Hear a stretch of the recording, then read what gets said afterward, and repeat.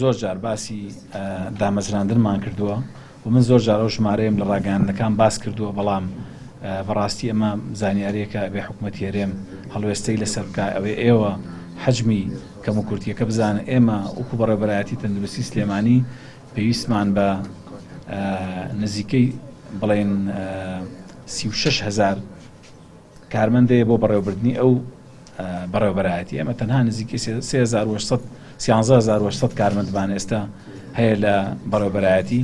ئەمە واکە نیوەی سەرچاوە مرۆییەکەمان نەقز بێ و ئەو کارمەندانی کە دامەزراون بە شێوەی کارکردن لە کاتی کۆڕۆنا ژمارەیان 75 کارمەندە لە بەڕێوەبەرایەتی تەندروستی سلێمانی و بەڕاستی ئێمە سوودێکی زۆر گەورەمان لێبینین لە کاتی کۆڕۆنایە و ئێستش لە ناو چاودێری چڕکارەکەن. ئێمە بەهۆی ئەوانەوە توانیمانە ژمارەی بێدەکانمان زیاد بکەین و ئەمە خزمەتێکی زۆر گەورە بە دانیشتوانی ناوچەکە کایەوە خۆتان نەزانن مانەوەی نەخۆش کە یەکێکە لە قەیرانە گەورەکانی ئێمە لە پارێزگای سلێمانی هەمیشە هاوڵاتیان گلەیمان لێ یەکەن. شەوانە مانەوە لە هەرزانترین نەخۆشخانە لە 500,000 کەمتر نییە، لە بەعزە شوێن بە 3 ملیۆنە.